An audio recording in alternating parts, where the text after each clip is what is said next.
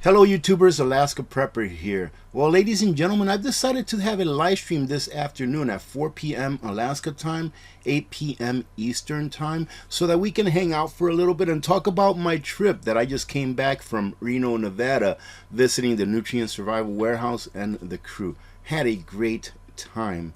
On this video, I'm going to react to several other videos that depict different people from different paths of life, from different parts of the world, talking about how inflation has affected them in the last couple of years. And we've got some people that live in their cars, some people that live in a motorhome, some people that had to move back to living with their parents, and some couples that both make over six figures that are still struggling, living paycheck to paycheck.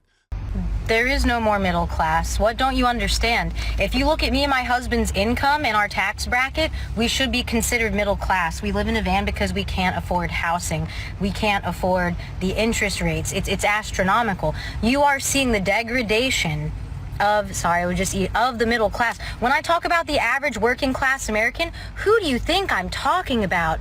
You gotta get with the program, bud. This is a class war. It is the elite and the 1%, and soon it will be everybody else. This will be a rental society. We will own nothing. We will own nothing. We will work just to pay off our debts. Ladies and gentlemen, let me take a few seconds to remind you that Nutrient Survival is having a great sale through midnight tonight, the 8th of September, Friday. So if you use my link and code AP20, you will get 20% off anything in the Nutrient Survival site, no matter how much it is. You're going to get a free BRAINCARE sample pack with any purchase. For purchases that are $200 or more, everything that you just heard me say above still applies, and you will get free shipping to the lower 48s.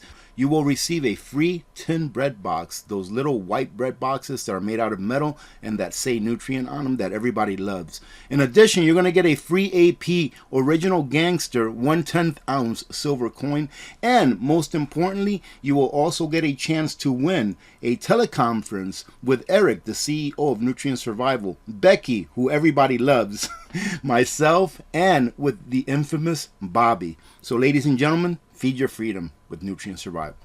The price of everything keeps going up. Meanwhile, the corporations selling those things are making massive profits. The goal of the capitalist is to disconnect these two facts from one another. So they use this concept of inflation, a perfect example of vague washing because it can be blamed on anything at all, except for corporate profits, of course. The propaganda around inflation and cost of living is so powerful that we forget the very basic fact that corporations set the prices for their products. We live in an economy that is debt-based, meaning that you pretty much, any big corporation and a lot of small businesses, mom and pop businesses, a lot of them are owned outright, which is a great thing. And it's one of the reasons why I think that the powers that be are trying to get rid of the mom and pop businesses, because they are not beholden, in the majority I would say, to, banks, and our overlords. But these corporations, they exist on borrowing money.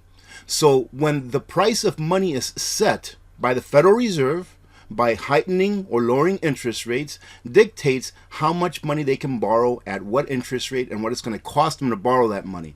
So if it's going to cost them a lot more to borrow than what it did last year, they're going to be charging a lot more for what they sell you. So take a look a couple of years back, 2 or 3 years back, let's say. Remember when interest rates were like almost 0% and you can get a home loan for, I don't know, 2.5%? I've even seen some of them in like the 1.78% or something like that 2-3 years ago. Now they're what? 6, 7, 8%. So let's take a $100,000 loan where you're paying 2% interest, right? So that's $2,000 a year.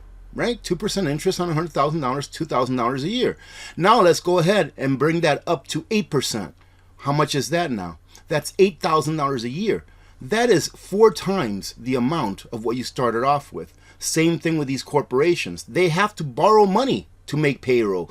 They have to borrow money in order to buy the raw materials that they need to sell. And only because inflation is going up, let's say they said that inflation was 9% at its highest, right? 9.1% I think it was. The price of borrowing is much worse because it draws on top of each other. So the more borrowing you have to do, the more interest you have to pay, the more that your expenses are. I hope that makes sense, but the reason that we see prices go up, I'm not saying that some corporations don't price gouge. That does exist, and that is why we should have some kind of regulations. But you know what works better than regulations? The free market works a lot better than regulations. Instead of us telling the government what they should be doing for the 51% that scream the loudest, we should just be walking with our wallets or talking with our dollars. That's what we should be doing. All right, so I hope that I make that clear. This person here is pretty much saying that a capitalist system does not work. And I'll say it again, just in case there are some of you watching that are new to the channel that just came across this video. There is a big difference between capitalism, which is freedom, and crony capitalism, which is where corporations buy the votes of senators and congressmen by giving them money. It's no longer taxation with representation. We get taxed all right, but the only ones that are represented are those that have enough money to buy out the people that we elect to serve us. The government could choose to regulate them better, increase competition, support local small businesses, but instead, with the help of mass media, they deliberately obfuscate these basic mechanisms of our economy. And worse, blame us for our own exploitation, demanding we take pay cuts and lose our jobs. One advocate called it a form of mass gaslighting, and I think that captures it perfectly. Well, ladies and gentlemen, I think she ended it off really well, where she said that the government could take care of this problem. I agree 100%. The government could get rid of lobbying. Why do you think that the government allows lobbyists? They pay a lot of money in campaign donations, ladies and gentlemen. They pay a lot more money than what the average citizen can pay.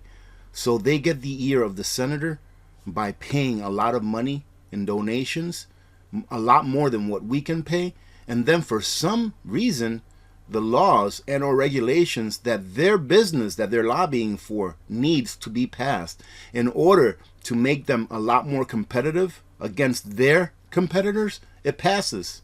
Again, crony capitalism. It is the system that's broken, ladies and gentlemen. There will always be greed, and in a way greed is a good thing, because greed is what makes a business decide to become more efficient, because they say, wait a minute, if I can become 10 times more efficient at packing these gadgets, then it means that it saves me X amount of dollars, and that's an X amount of dollars that I can make. Some corporations take it all as profit. Some corporations split it with the consumer and say, okay, I'm going to make this a little bit less. The consumer's going to get a break. I'm going to get a little more. Okay, now I'm able to give my employees a break and give them a raise at the end of the year. So it works out for everyone, right? Because the person that was running that corporation, they were running it for one reason. All right, put passion to the side. This person may be very passionate about making widgets, but they want to make a profit. They want to make a living. They want that piece of the American dream. So in a way, greed is good because it produces innovation. It gives people an excuse, a reason to want to do better, to want to be more efficient with their time, with the materials, with everything they get. That's because of greed. Now, we all know that greed, when taken to the extent, is not a good thing. But what I'm saying is this, that greed is good to a certain extent because it helps the consumer in the end by getting a better product at a cheaper price in a more efficient manner. However, when greed is taken to the extent where our politicians, our representatives are bought, then that, ladies and gentlemen, is crony capitalism. Leave capitalism alone and fix these whores and prostitutes that we have representing us, who are taking the money of those that can afford and forsaking those that cannot. Minimum wage should be at least $20 an hour. Let's do some basic math. $20 an hour at 40 hours a week, that's $800. Let's say they take out of your check $160. Yeah, let's say like roughly about 20% between like your taxes and if you have insurance. That leaves you with $640. Let's multiply that by 4. That's $25.60. The average person right now is paying anywhere from $1,000 to $1,600. Some people pay more in rent. You still have to pay your light bill. If you have cable, you got to pay your cable bill. If you have insurance on your car, cell phone bill, and then if you have any debt. Oh, and let's not forget groceries. $15 minimum wage. How many of you have seen a parade or a protest or whatever it is with them holding up those signs? $15 an hour, minimum wage. How many? And people keep saying, well, the federal minimum wage right now is $7 and a quarter, I think it is. I think something like that. But does that mean that's what the minimum wage is? Go out there and try to find a job that pays $7 and a quarter. I think the only jobs that you'll be able to find like that pay that, or maybe even a little less, are like waitress jobs or waiter jobs, service industry, where there's some kind of a law I remember reading where they're allowed to get paid a lot less because most of their income comes from gratuities, i.e. tips, right? So what happened to the $15 an hour? We need $15 an hour. It's a living wage, they said. Well, ladies and gentlemen, it's because it's not how much you make. And this young lady here, and I'm not trying to talk bad about her, she just probably doesn't know and understand. I almost wish she watches this video. But this young lady right here doesn't understand the fact that it is not how much you make, but how much the dollars that you make can buy you.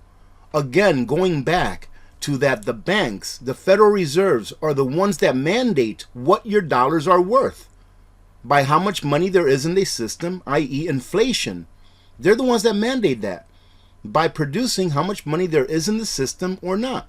So are they either going to inflate the money supply by lowering interest rates and making quantitative easing, i.e. making money out of nothing, i.e. deflating the amount that the money in your wallet is worth or can buy? However, in this case, they've been raising interest rates and we're still seeing high inflation because it's kind of hard to contend with the last 2 or 3 years of how much money they've created. The government of the United States of America, like in the last 3 years, has created almost 50% of all of the money that has ever existed since the beginning of this country. That is why there is so much inflation in the price of goods. Is because in the last couple of years, 3 years, the government has inflated the money supply by so much that it takes time for it to catch up to the actual price of things. And inflation is not over. It hasn't even begun. Give it another year or two. That's when inflation is going to peek its head out and go sky high. I'm sorry to have to say that, but it's the truth.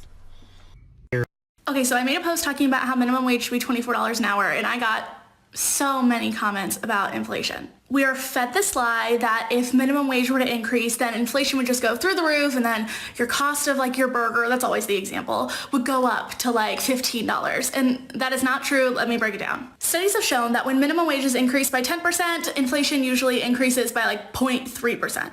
Inflation right now is at an all-time high, and the federal minimum wage hasn't changed since 2009. The minimum wage doesn't matter anymore. What matters is what can money buy you? What can your hours buy you? That is what matters, right? And the price of money is what matters. You see, let me try to explain this to you in one very simple way again, or simpler than I think I've explained it before. The price of money is what determines what inflation will be. The price that it costs to borrow money is what determines what inflation will be, as far as the price of things going up and down. Because the easier it is to borrow money, then the easier it is to create money out of nowhere.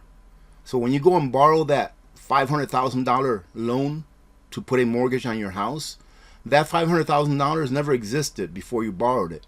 But you're more than likely to borrow it if the interest rate, i.e. the cost of borrowing that money, is lower than if it's high. I hope you understand what I'm saying. So it's not because of the minimum wage. It's not, well, yes, higher wages does cause higher inflation because it's like a tail eating itself. But wouldn't we be better off if we had low wages, low inflation, and low cost of things? Life would be a lot simpler, wouldn't it? But when the government gets in the way and goes to bat for their buddies that are sitting up here so that they can become more wealthier and more powerful, then it is the wage earner, the person that goes to a 9-to-5 job, the person that makes a salary, that loses.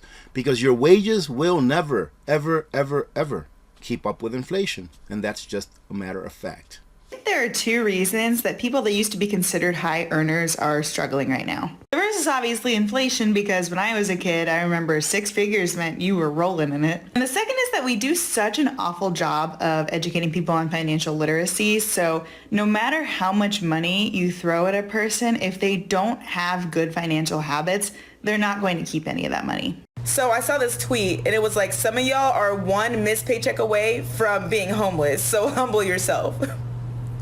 And man, that right there. It's very refreshing to see people from the older generation speaking out on this, because a lot of times it feels like the older people are just like, oh, millennials and Gen Z are so lazy they don't want to work for anything. Like, no, we're a very motivated, a very ambitious generation of people. So we're not being put in a position where we can have a prosperous future or a wealthy future because of the position we're in now. You know what I mean? School, hella expensive. Learning a real trade, a real skill, hella expensive. We know about the student debt crisis. And now they're making a simple roof over our heads, housing, wildly expensive. I can't tell you how many friends that graduated college and have good salaries, 60, 70. I have friends that are making over 80K a year, great full-time jobs, full benefits, that would rather live with their parents. Ladies and gentlemen, it's going to get worse. I know that's not what many people want to hear, especially those that are living paycheck to paycheck. So it's going to get even more expensive to live for those people that live on a fixed income, i.e. a pension, Social Security, etc., than what it is now. So you better tighten down the hatches, get all of your preps ready. Get it now, because it's going to get more expensive. In my opinion, of course. You can do what you want to do, ladies and gentlemen, but think about this. Sustenance. Without it, you can't live. So, of course, food, water, medicine. You know, if you have prescription medications, you know, get stocked up on those things, because there will come a time where it's not the prices. It's that you just won't be able to find it. I think this was a very informative video, showing you what other peoples are experiencing, allowing you to see that you're not the only one that's having to stretch your pennies.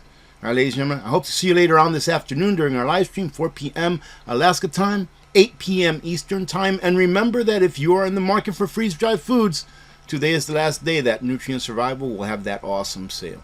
Have a great day. God bless every one of you. God bless America. I'm Alaska Prepper. I'm out.